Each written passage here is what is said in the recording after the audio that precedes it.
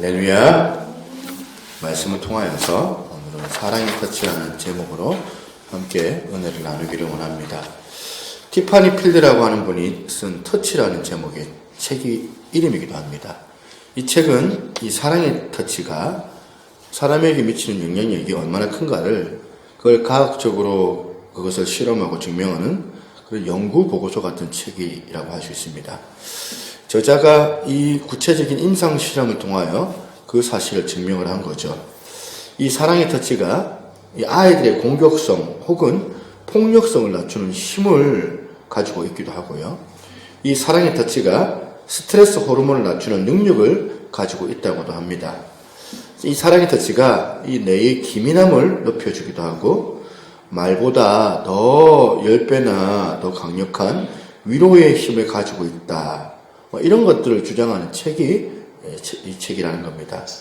한마디로 말해서 이 사랑의 터치라는 말이야말로 이 세상에서 가장 좋은 보약이다라는 뜻이에요. 예를 들자면 이 책에서 2차 세계대전이 발발하고 난 다음에 유럽이나 이 미국에서 많은 전쟁 고아들이 있었는데, 그러니까 나라마다 이 고아들이 너무 불쌍하니까 국제사회에서 기금을 마련하고 곳곳에다가 많은 고아원을 지어다 주고 또 거기에다가 풍부한 재정을 이제 지원해가지고 아이들이 사는 데에 불편함이 없도록 시설에다가 많이 투자하고 먹고 그리고 입고 자는 데에 아무 문제가 없도록 그렇게 배려를 해주었다는 겁니다. 그런데도 그런 고아원에서 자란 아이들이 이상하게 건강하지 않더라는 겁니다. 이상하게 사소한 질병에 걸리기도 하고 쉽게 너무 죽기도 하고, 그래서 그게 왜 어떻게 된 일인가 의학자들이 그 현상을 연구하다가 깜짝 놀랄 만한 그 연구를 발견을 한 겁니다. 일반 가정에서 부모 밑에서 자란 아이들하고 다르게 고아원에서 자란 아이들은 부실하게 자라는 그 원인이 뭐냐면 그 원인이 터치 부족이라는 겁니다. 일반 가정에서 부모 밑에서 자란 아이들과 다르게 이 고아원에서 자란 아이들은 부모나 가족으로부터 이 사랑의 터치를 받지 못하는데, 그게 바로 그 아이들의 그 면역력을 떨어뜨리고 그 결과 사소한 질병에도 목숨을 잃게 만드는 그 원인이 되더라는 겁니다. 그런가 하면 또 이런 실험을 학자들이 행합니다. 우는 아이들을, 이 가난한 아이들을 이 두 그룹으로 이렇게 나누어 놓고 아이가 울 때마다 한 그룹은 아이를 달래는데 말로만 위로를 해주고 절대로 안아주질 않는 거예요. 그런가 하면 한 그룹은 반대로 아이가 울면 말은 한마디도 하지 않지만은 그냥 아이를 그냥 아무 말 없이 안아주기만 하는 거예요. 그랬더니 참 흥미로운 결과가 나왔는데 두 그룹 중에 말로만 달래고 안아주지 않는 부모의 아이보다 말없이 그냥 안아주고 달래주던 이 부모들의 아이들이 훨씬 더 울음을 빨리 그치더라는 거예요. 이게 뭘 의미할까요? 말로 하는 그 위로보다는 따뜻하게 안아주는 사랑의 터치가 훨씬 더 능력이 있다는 그 얘기 아닙니까? 이 터치라는 책이 바로 이런 내용을 다루고 있는데, 저는 이 사랑의 터치가 우리 인생에 이렇게 중요하다면 제가 말씀을 준비하면서 저는 생각을 좀 해봤습니다. 오늘 이 땅을 사는 이 현대인들에게 있어서 이 현대인들은 충분한 사랑의 터치를 경험하고 살아가고 있는가? 그런 질문을 제가 한번 던져본 겁니다. 그런데 이런 결과가 사실 도출되더라고요. 오늘 이 땅에 수많은 가슴 아픈 일들, 비극들, 이런저런 소문들, 결국에는 뭐 사랑의 터치를 받지 못한 데서 기인한 것들이 아닐까. 그러면서 하나님께 기도가 나오죠.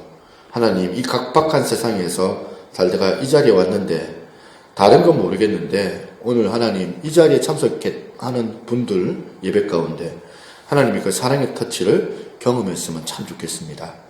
얄팍한 저의 논리나 설득력으로 이 30분의 그 설교를 하나님을 소개하는데 자신이 없는데, 그런데 하나님께서 특별하게 정말 여러분들 가운데 임하셔서 그것이 뭔지는 모르겠지만 이유는 알 수가 없는 우리 안에 그 허기지고 그 목마른 이 사랑의 터치가 살아계신 하나님으로부터 경험되는 그런 놀라운 은혜가 있기를 간절히 기도합니다.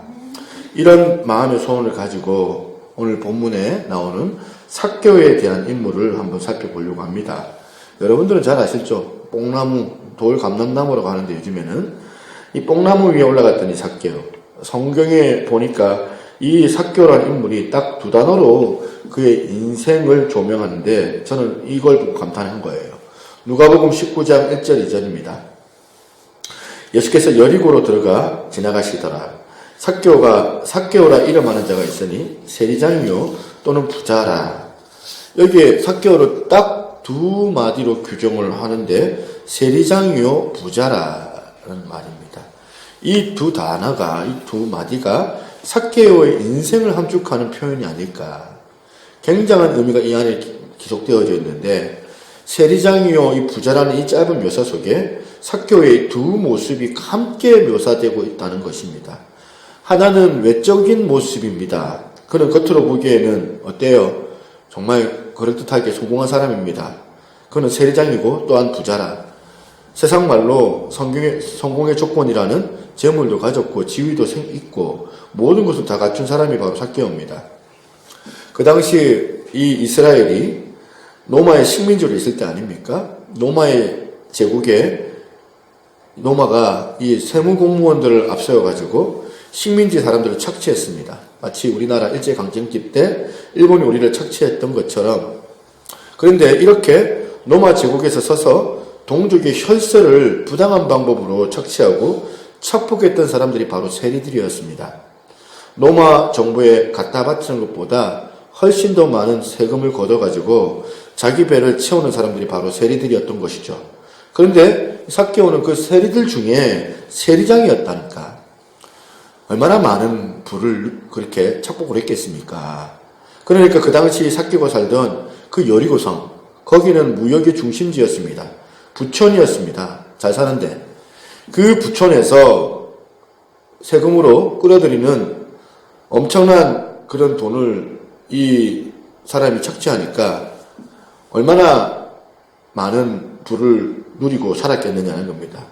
그리고 또 우리가 짐작할 수 있는 것 아닙니까? 모든 주변 사람들이 굽신거리는 거예요. 이 삭개오한테. 이 사람한테 잘 보이려고.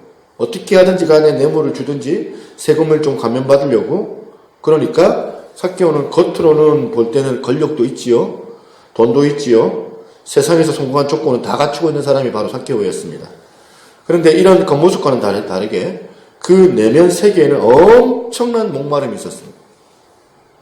사람들이 자기에게 이렇게 굽신거리는 것은 진정한 마음에서 우러나오는 것이 아니라는 것을 누구보다도 이 삭개오 자신은 알고 있었던 거예요. 사람들은 겉으로는 자기가 굽신거리면서 그렇게 저런 모습을 태하지만 실제로는 너무나도 그렇게 마음으로 자기를 싫어하고 있다는 것. 싫어하는 것을 넘어서 가지고 자기를 증오하고 있다는 이 사실을 이 삭개오는 누구보다도 너무나도 잘 알고 있었던 겁니다. 그리고 이 삭개오의 이 느낌은 정확한 것이었습니다. 7절에 보니까 예수님께서 삭개오를 상대해가지고 내가 그의 집에 유숙하겠다고 하니까 사람들의 반응이 어떤 반응을 보입니까? 7절입니다. 무스 사람이 보고 수군거려 이르되 저가 죄인의 집에 유하러 들어갔도다 하더라. 예수님께서 이 창녀들을 상대로 내가 그들을 위해서 이 땅에 왔다. 내가 그들을 상대하겠다. 그렇게 말하니까 그 당대의 지도자들이었던 바리새인들과 서기관들이 격분해가지고 어떻게 당신이 저런 일을 행할 수 있느냐 그랬는데 이번에는 삭개오를 상대하겠다고 예수님이 말씀하시니까 바리새인과 서기관들 뿐만이 아니라 모든 사람들이 다 수군거리고 있는 거예요. 이런 대우를 받았던 사람이 바로 삭개오였던 거예요. 그러니까 성경에서 지금 묘사하는 그 짧은 두 마디 세리장이요 또한 부자라는 이 함축적 표현 속에는 삭개오가 가지고 있었던 그 내면의 갈등 그리고 그런가 하면 겉으로 드러나는 그 화려한 외면 이런 것들을 다 함축하고 있는 거예요.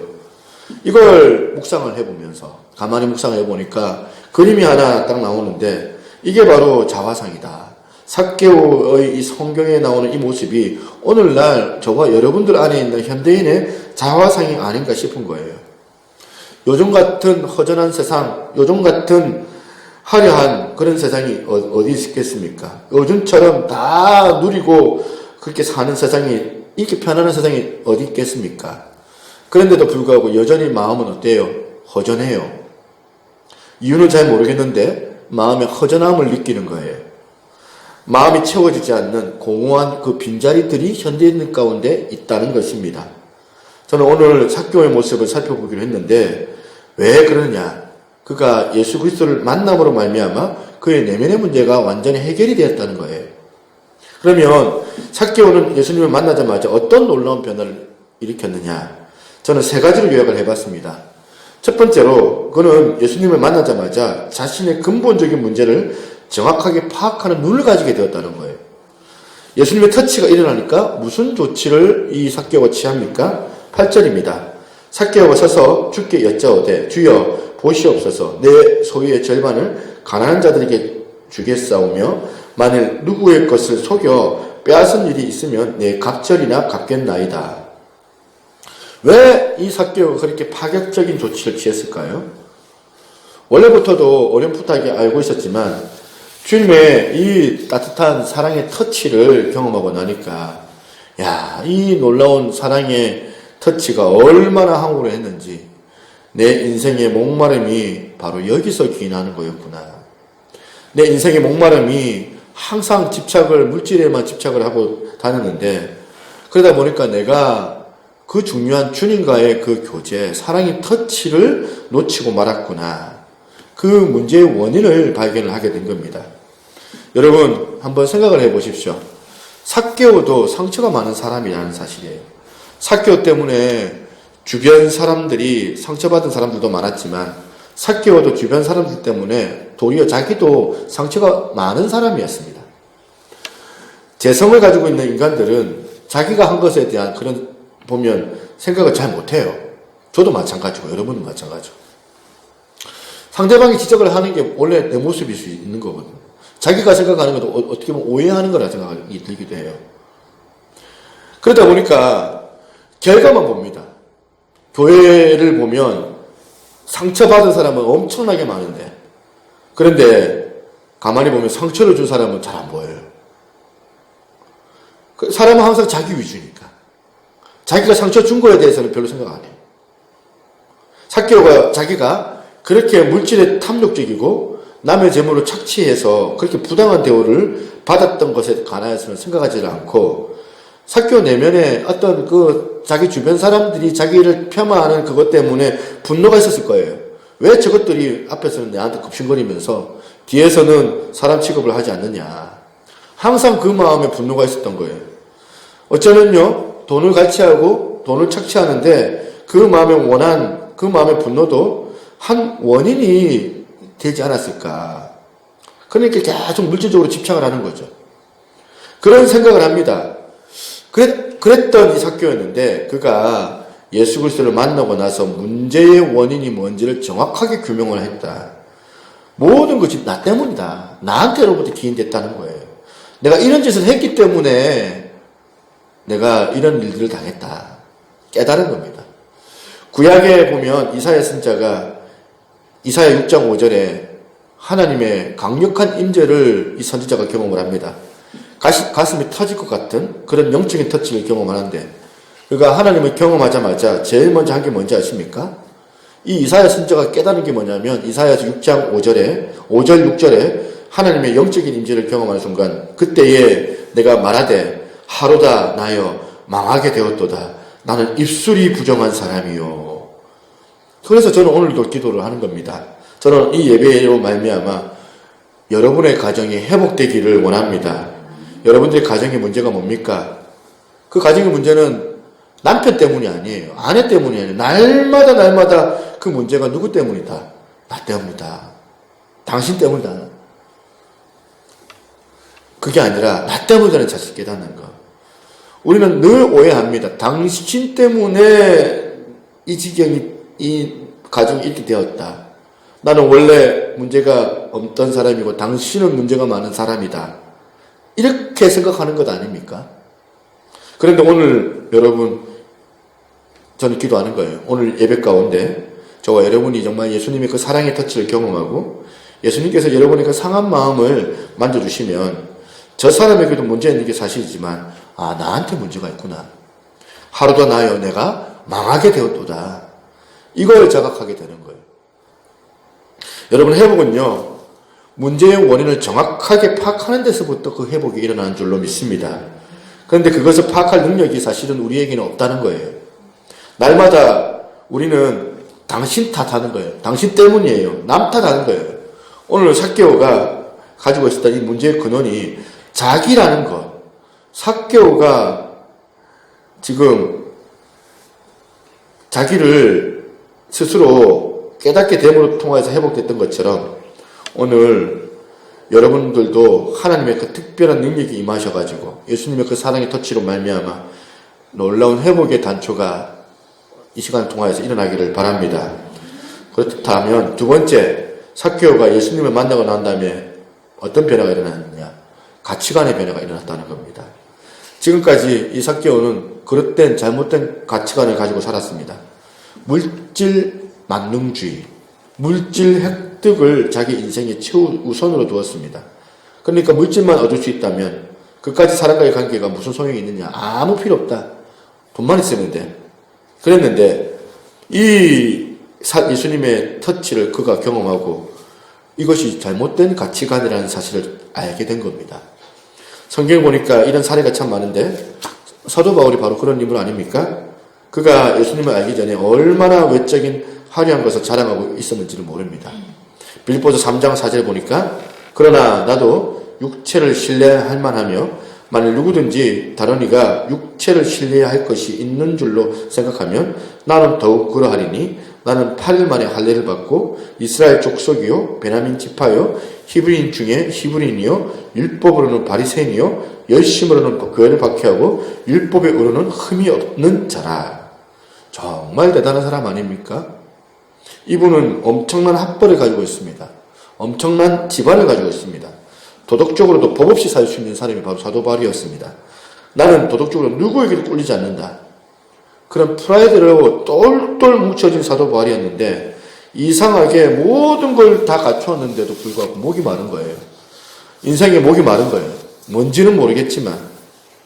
그런데 다메섹 도상에서 예수님을 만나고 그 인생의 목마름의 그 원인을 발견을 하게 된 겁니다.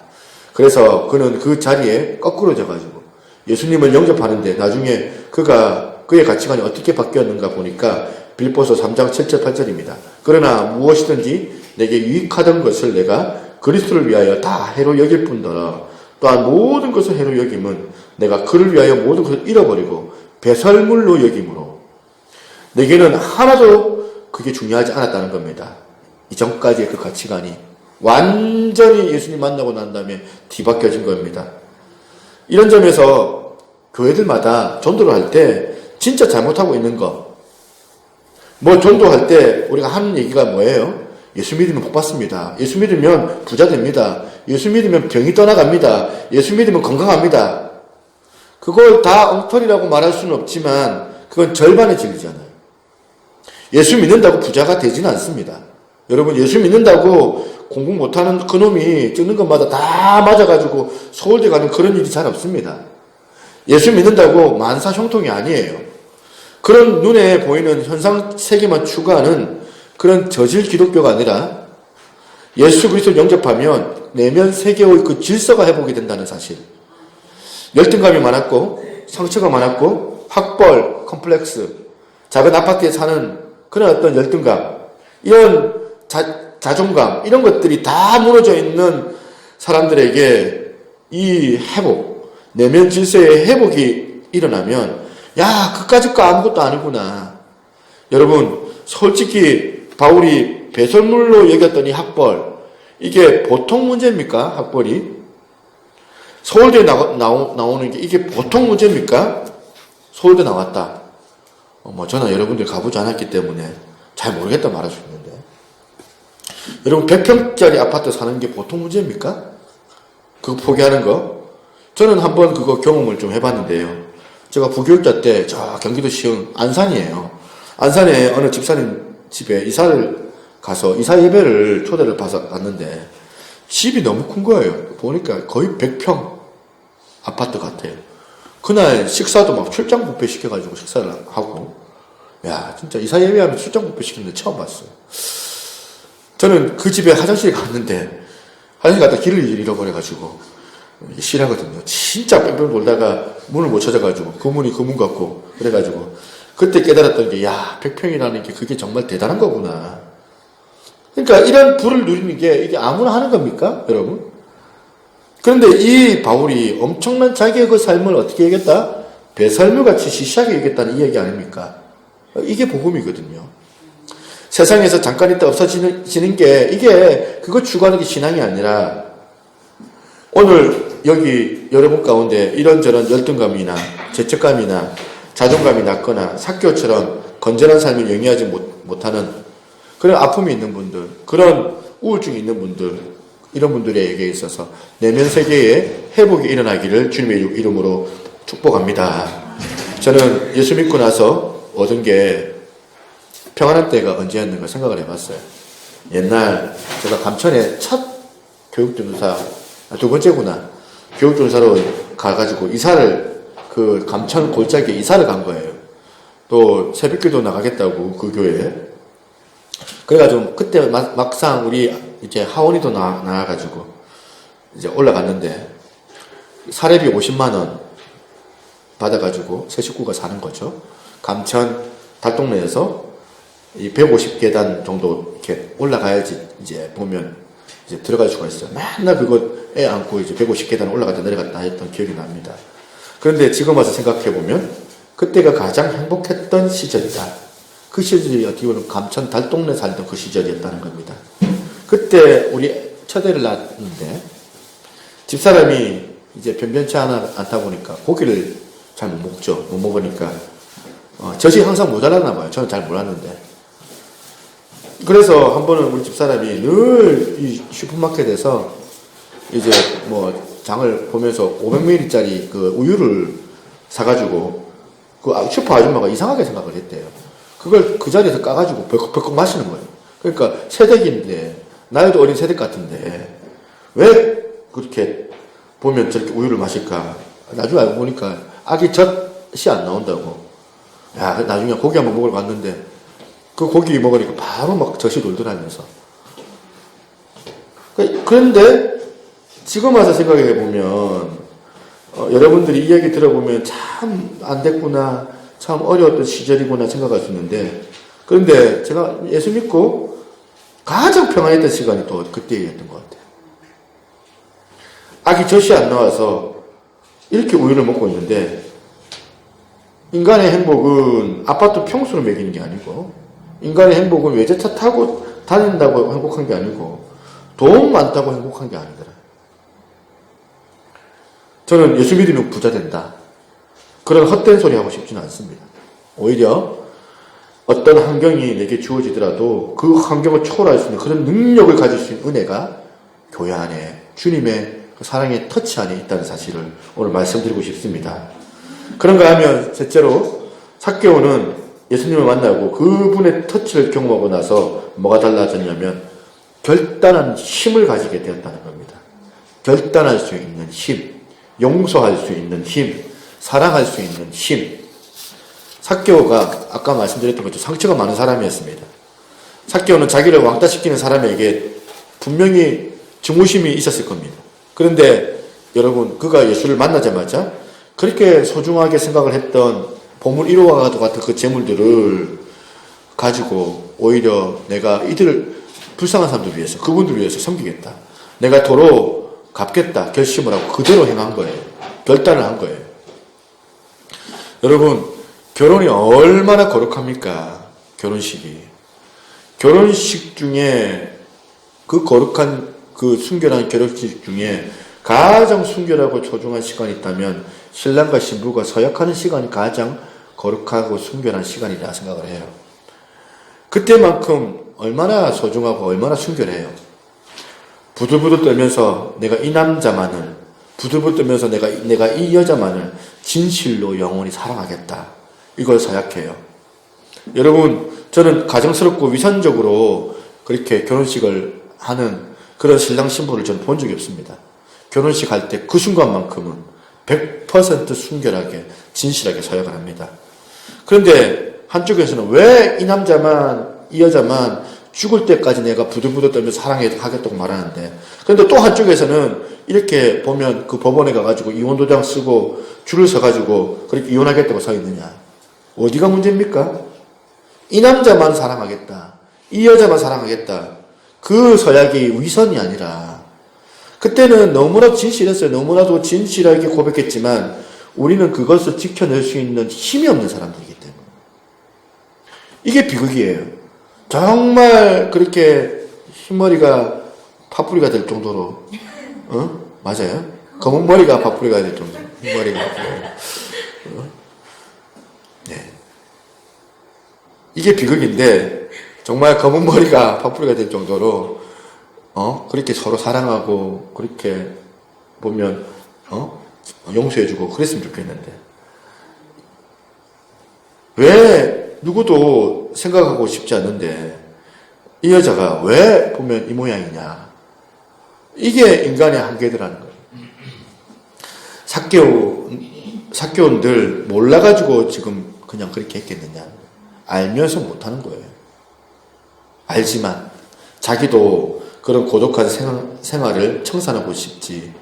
사개오도 그렇게 보면 노마의 그런 하수인 노릇하면서 자기 동족의 그런 어떤 피를 빨아먹는, 고열을 빨아먹는 그런 짓을 하고 싶었겠습니까? 문제의 원인을 그가 몰랐겠습니까? 그런데 왜? 자기에게는 청산할 힘이 없기 때문에. 스스로가. 자기를 조롱하고 자기를 비웃고 자기를 왕따시키는 사람들에 대하여서 품고 사랑하고 그들을 물질적으로 도울 수 있는 능력이 그에게는 없었던 거예요. 재물은 있었지만. 저는 이 시대의 교회를 가만히 들여다보면 가슴이 아플 때가 있습니다. 다 그런 건 아니겠지만 오늘 한국 교회가 과연 이런 능력이 있는가? 이런 능력을 잃어버렸다면 어디서부터 그 문제가 기인하고 있는가? 오늘 예배 가운데 계시는 여러분들에게도 이런 어떤 힘이 있었으면 좋겠는데, 용서할 수 있는 힘, 결단할 수 있는 힘, 내가 서약한 것을 지킬 수 있는 힘, 이런 결단할 수 있는 힘을 갖게 되시기를 주님의 이름으로 축원합니다. 여러분, 우리나라 그 지성인들 가운데 최고 지성인 하면 이어령 씨를 우리가 보통 꼽을 수 있습니다. 그런데 그가 쓴 책이 있죠. 지성에서 영성으로 라는 책이 있습니다. 저는 그 책에서 많은 깨달음을 얻습니다. 그리고 원래 이어령 씨가 원래는 무신론자였거든요. 한국의 지성인답게 이런 웃기지도 않는 이 성경 이야기를 나보고 믿으라고? 그러면서 대표적인 불신자가 바로 이어령 씨였는데, 여러분, 그의 지성, 그의 철학, 그의 사상, 가장 연근은 그쯤에 그가 예수님을 영접을 했습니다. 심경의 변화를 일으켰는데, 이 책에 잘 나와 있어요. 이 책을 보면, 이어령 씨, 지금은 이제 그분 소천하셨어요. 그분의 딸이 있었는데, 그 딸도 엘리트였거든요. 미국에서 유학생활 하면서 거기서 검사도 하고 변호사도 했던 그런 엘리트였는데, 그 딸에게 불행이 삼중고로 겹쳐서 온 겁니다. 첫 번째 어려움이 본인에게 갑상선 암이 찾아온 겁니다. 그 수술을 해서 수술이 잘 됐어요. 그래서 이제 재발 안 할 줄 알았는데 절망적으로 그 재발이 2번이나 겹쳐가지고 한 겁니다. 불행이라는 게 겹쳐서 온다고 그쯤에 그 딸의 아들이 ADHD 뭐죠? 주의력 결핍 과잉 행동장애. 요즘 아이들 가운데 이런 게 많잖아요. 여러분, 이 ADHD 병을 가지고 있는 아이의 어머니는 그 아이를 키우기 위해서 사실 천하장사가 되어야 된다고 해요. 아이가 끊임없이 움직이니까, 가만히 있지를 않으니까, 그 끊임없이 행동하는 그 아이를 돌보려면 보통 체력으로는 할 수가 없는데, 지금 엄마, 이 딸은 지금 그런 갑상선 암 수술 재발돼가지고 지금 병실에서 지금 있는 상황인데, 손자는 그 아들은 쉴 새 없이 움직이니까 엄마의 입장에서 얼마나 힘들겠습니까? 그런데 불행히 이게 다가 아니더라고요. 그 딸의 눈, 망막, 이 시력을 이 딸이 잃어버리게 됐는데, 이 사랑하는 이 딸이 병원에서 검사를 하는 것을 봤는데, 시력 회복 불가능이라는 이 판단을 받은 거예요. 이렇게 불행이 겹쳐서 오는데, 이런 사랑하는 딸의 불행을 보면서 대표적 지성인인 이어령 씨가 자기 딸을 위해서 자기 지성으로는 자기 능력으로는 자기가 가지고는 아무것도 이 딸한테 해줄 게 없다는 것을 깨달은 거예요. 이여령 씨가 좌절된 마음을 책에서 이렇게 표현합니다. 한번 띄워주시죠. 인간의 한계를 느껴 창조와 부활의 문이라고 생각했던 문화가 됐겠지만 50년 만에 그것이 얼마나 의미 없는 텅 빈 내 방이 내게 사원처럼 느껴졌습니다. 절대 고독 속에서 멈추어 있을 때 평생 처음으로 바깥에서 다가오는 힘이라는 것을 느꼈습니다. 영혼과 마음은 내 안에 있는데 영성은 바깥에서 나에게 다가왔습니다. 이여령 교수가 왜 이런 깨달음을 얻었는지 아십니까? 그 딸이 몇 해 전부터 예수님을 영접을 한 거예요. 딸이. 그런데 놀라운 일들이 이 딸한테 나타나기 시작하는데 하나님 앞에서 그 무거운 인생의 짐들, 그 그림자를 놓고 절박하게 이 딸이 기도할 때마다 일상 속에서 계속해서 놀라운 일들이 하나씩 일어나는 것을 자기 아버지가 본 거예요. 예를 들면 이런 것들, 이제 눈수술 받으러 다시 병원에 갑니다. 그런데 점검을 하던 의사가 하는 말이 수술할 필요가 없다는 거예요. 무슨 말입니까? 그렇게 하니까 그 의사가 하는 이야기가 이제 망막이 다 나았다. 이상하게 다 나았다. 분명히 병원에서는 이전에 불치의 병 이제 나을 수 없다 얘기했는데 그 다음 가서 보니까 그 병이 나아버리니까 이걸 어떻게 설명할 수 있겠느냐는 겁니다. 이렇게 그 인생에 들여왔던 먹구름이 하나씩 하나님께서 건드리시고 거두어 주시는 것을 보면서 이여령 씨가 거꾸로지는 거예요. 그래서 여러분 그가 그 딸에게 이렇게 말했습니다. 한번 띄워주세요. 나의 지식과 돈이 너를 구하지 못했다. 정말 주 안에서 편안함을 얻었다면, 생명을 얻었다면 나의 무기력이 증명된 게 아니냐. 내가 이 무력함에 매달려 지금까지 살았구나. 우리 동행하자. 지금 자신이 없지만 너가 시력을 잃어가면서 본 빛을 나에게도 보이게 해주지 않겠니? 평생 자기가 의지했던 지성, 자기가 의지했던 가학, 신뢰했던 것도 바탕도 사실 다 소중한 거예요. 그런데 외부에서 오는 그 힘, 이런 것들을 설명할 수 없는, 이런 것들로는 설명할 수 없는 그 너머의 세계의 능력을 자기가 지금 경험을 했다는 겁니다.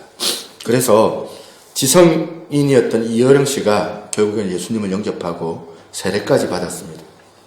저는 오늘 이 시간 한 가지 여러분 앞에 소원합니다. 저는 하나님 앞에 저의 얄팍한 입술의 그런 논리로, 이론으로 내가 설득을 해내려는 것이 아니라 하나님 오늘 이 시간 주님께서 찾아와 주십시오. 하나님의 은혜를 주옵소서. 여기 참석한 분들에게 이유는 알 수가 없지만 설명할 길이 없는 그런 마음의 평강을 이들에게 허락하여 주옵소서. 저는 시편 91편 말씀을 묵상을 했습니다. 시편 91편 1절에 3절에 보니까 지존자의 은밀한 곳에 거주하며 전능자의 그늘 아래서 사는 자여, 나는 여호와를 향하여 말하기를 그는 나의 피난처요 나의 요새요 내가 의뢰하는 하나님이라 하리니. 여러분, 인생은 딱 두 종류예요. 위기가 없는 인생, 위기가 있는 인생, 그렇게 나누지 않습니다. 모든 인생 자체가 다 위기예요. 그래서 어떤 분은 이렇게 표현하더라고요. 고통, 총량, 불변의 법칙. 누구나 할 것 없이 다 고통이 있다. 어떤 대궐에 살거나 또 어떤 사람은 지하 단칸방에 살거나 내용이 다르고 질이 달라서 그렇지 모든 사람들은 그 사람에게 주어지는 인생의 무게들이 다 있더라는 거예요. 그래서 인생의 두 부류를 고통이 있는 자와 고통이 없는 자로 나누는 것은 정직한 분류가 아닙니다. 모든 인생에 드리워진 삶의 무게와 고통이 다 똑같이 주어지는데, 그럴 때 이런 아픔을 하소연할 수 있는 보호자가 있는 인생과 그리고 보호자가 없는 인생으로 나눠지더라고요. 위기가 찾아올 때, 이여령 씨 딸 같은 절망이 찾아올 때 하나님은 나의 피난처요 하나님은 나의 요새이시요 내가 의뢰하는 하나님이라 하니니. 시편 91편 4절 6절도 마음에 너무나도 와닿는 구절입니다. 이는 그가 너를 새 사냥꾼의 올무에서와 심한 전염병에서 건지실 것이미로다. 그가 너를 그의 깃으로 덮으시리니 내가 그의 날개 아래에 피하리로다. 그의 진실함은 방패와 손방패가 되시나니 너는 밤에 찾아오는 공포와 낮에 날아드는 화살과 어두울 때 퍼지는 전염병과 밝을 때 닥쳐오는 재앙을 두려워하지 아니하리로다. 이거야말로 너무나도 현대인들에게 와닿는 표현 아닙니까? 밤에 찾아오는 공포와 잠자리에 들어가면 이유를 알 수 없는 그 두려움이 전쟁들 가운데 주어지는데, 이게 오늘날 우리 현대인들의 자아상이요. 낮에 찾아오는 화살과 끊임없이 찾아오는 그 위기, 끊임없이 찾아오는 그 대적자, 끊임없이 찾아오는 그 사기꾼과 그 올무가 나를 덮치고 있는 그런 오늘, 그런데 나는 두려워하지 않을 겁니다. 내 인생에 내가 의뢰하는 하나님이 계시기 때문에. 저는 오늘 여러분들에게 그렇게 살기를 소망합니다. 결론을 맺으려고 합니다. 파스칼은 이런 명언을 남겼습니다. 사람의 마음 속에는 큰 구멍이 있다. 그러므로 쾌락으로도 명예로도 철학으로도 채울 수 없다. 오직 그리스도의 사랑으로만 채울 수 있다. 여러분, 지금 마음이 허전한 분, 그렇다면 그때가 하나님을 찾아야 할 때. 마음에 공허함이 있습니까? 오늘 이 파스칼에 의하면은 지금이야말로 하나님을 찾아야 할 때. 그래서 오늘 아까 불렀던 찬양 다시 한번 불러보겠습니다.